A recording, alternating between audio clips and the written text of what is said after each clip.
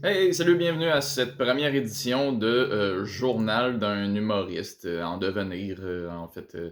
J'ai décidé de faire ça. Moi, je fais du marketing depuis longtemps. Une des formules qui existe qui pogne bien, mais c'est de documenter le parcours. C'est de faire de zéro à héros, là, de rags to riches. Là, on aime ça, les underdogs.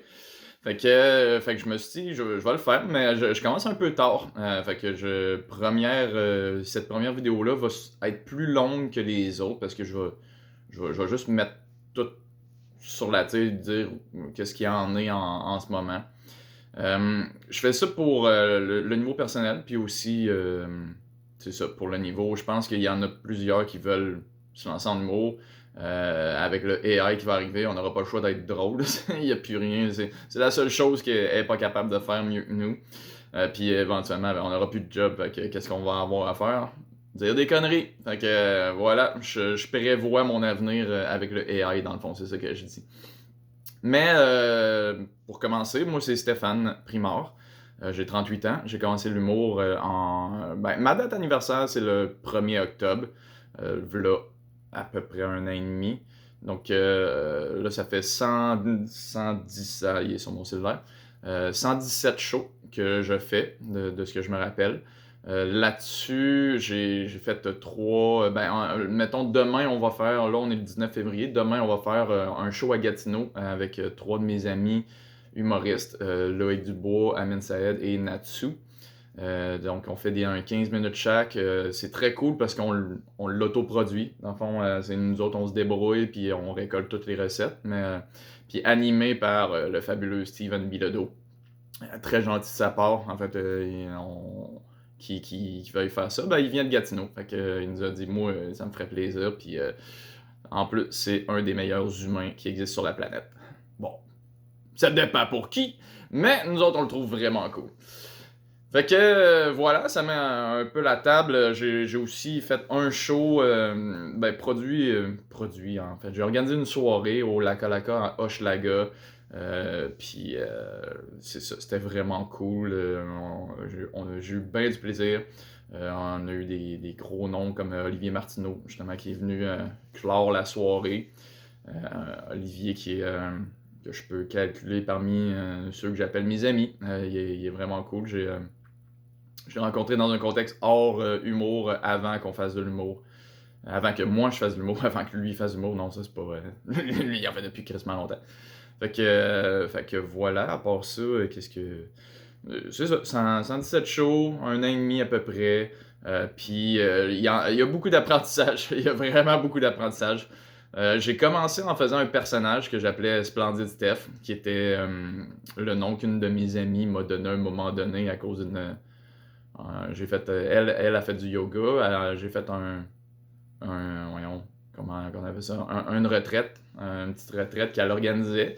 Et je m'étais ramassé, on avait fait du breathwork, puis je m'étais ramassé en T-Rex, vraiment genre, incapable, genre, parce que là, ça t'oxygène. Puis là, quand tes muscles sont trop oxygénés ou ben pas assez, ben c'est les muscles les plus forts qui prennent le dessus. Et les plus forts, ben, c'est eux qui font faire ça, rentrer par en dedans, puis là, t'as fait que t'es pogné de même. C'est d'ailleurs pour ça que la paralysie cérébrale, j'imagine, ben, ça fait que le monde qui sont paralysés, ils sont tous pognés comme ça. C'est juste les muscles les plus forts. Hein? Tu pensais pas apprendre quelque chose aujourd'hui? Ça fait partie des trucs de ma vie. Esti. En fait, c'est pour ça que j'ai commencé à faire de l'humour. Parce que juste pour te dire, j'ai fait 7 ans de cégep. J'ai fait plus de cégep que de secondaire. J'étais allé à l'université aussi. Je travailleur autonome. J'ai fini par m'enligner vers le marketing. Parce que j'étais pas capable de me plugger. Puis je voulais trop apprendre de tout. Fait que ça a fait. J'ai changé beaucoup de programmes. J'ai fait de réadaptation physique. J'ai fait arts et lettres, cinéma. J'ai fait informatique aussi, technique d'informatique. J'ai pas fini les programmes, là. J'ai aucun diplôme sauf celui-là en cinéma. J'ai fait aussi administration des affaires à l'Université Laval. Ce qui m'a amené justement à me dire. Ben, un de mes amis m'a dit Hey, man, peut-être que tu devrais être entrepreneur. À ce moment-là, je me suis lancé. J'ai voyagé à travers le monde aussi en faisant ça. Moi, je voulais voyager. Fait que j'ai fait du marketing web, puis en même temps, ben, j'ai voyagé pendant. J'ai fait 6 voyages pack-sac. Là, je me suis écœuré. J'ai eu ma dose. Mon dernier, ça a été 1 an. Et je te dirais que partir 1 an, puis j'étais allé all-in nomade digital. Fait que je savais pas nécessairement où est-ce que j'allais coucher, dans quelle ville ou whatever. Et ça dépendait de mon budget aussi.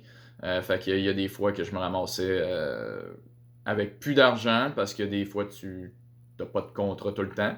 D'autres fois, je surfais sur l'or parce que là, je venais de trouver un contrat quand même vraiment payant. Et les difficultés de communication étaient un peu tough. Mettons, Québec, je prenais mes contrats ici. Québec et ailleurs dans le monde, ben, étant donné le décalage horaire, ben, c'est ça. J'ai perdu des contrats, j'en ai eu d'autres, bref. Au bout de 1 an, c'était beaucoup de up and down. C'était genre.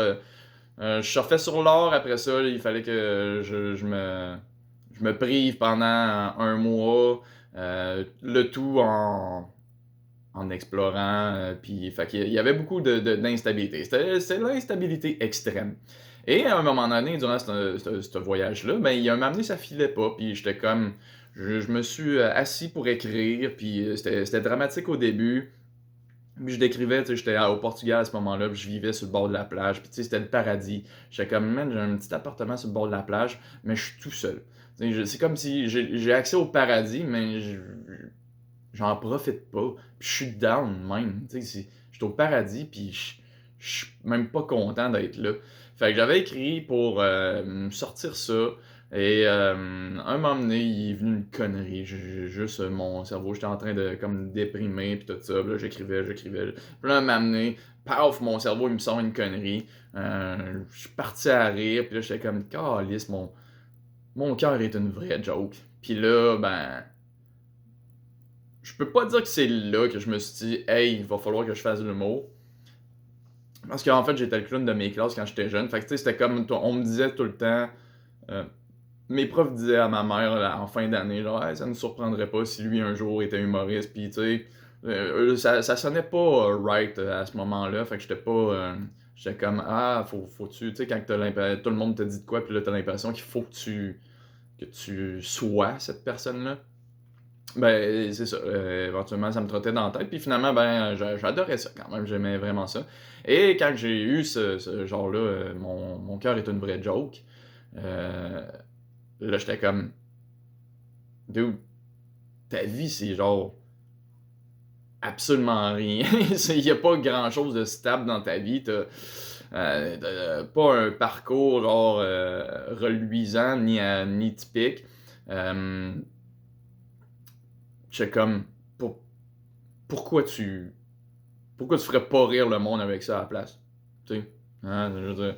Fait que voilà, c'est un peu comme ça. C'est une question qui m'est venue, puis éventuellement, je me suis lancé. J'ai dit, bon, mais let's go. On fait ça. Fait que j'ai commencé, puis l'apprentissage est vraiment pas ce que je croyais. Tu sais, quand t'es drôle dans la vie de tous les jours, d'ailleurs, il y a un de mes amis, Pourrouche, qui m'a déjà dit pourquoi t'es plate sur scène, mais que t'es drôle dans la vie. Bref. Si t'es drôle avec tes amis, c'est pas la même chose qu'être drôle sur scène.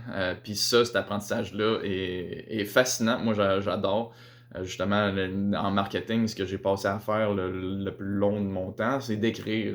J'étais copywriter, donc écrivain de vente. Non, ce ne sont pas les droits d'auteur comme le monde pense, copyright. C'est le write et c'est écrire, alors writing.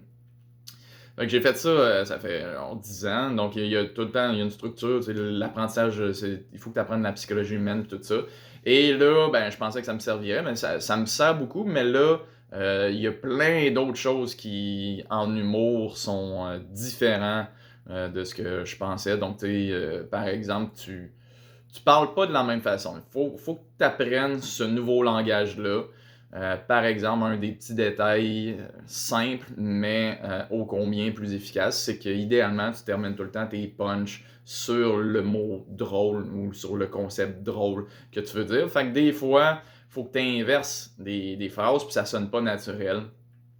Comme je me rappelle, il y a une blague Mettons, moi, je parle de ma calvitie, je dis, ouais, mon corps, tu sais, je parle que j'ai de la misère à finir ce que j'entreprends.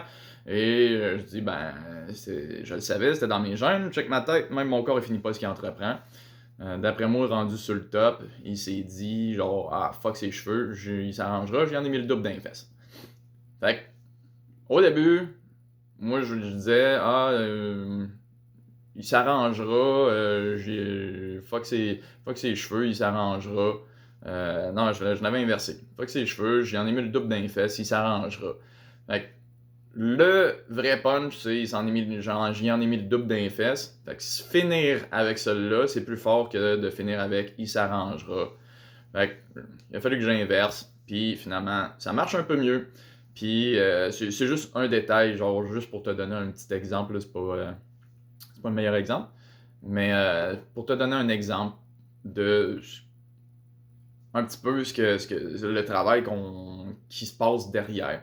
Dis-toi que maintenant que j'en fais un peu plus, dis-toi que plus ça a l'air facile, plus la personne a travaillé fort. Okay? C'est pour ça qu'en même temps, moi j'ai bien aimé justement Joe Rogan. J'ai découvert Joe Rogan durant la pandémie, puis j'adore ses émissions. Mais quand il parle de l'humour, comme il dit, le monde il pense que c'est facile parce que euh, tu montes sur une scène puis tu parles.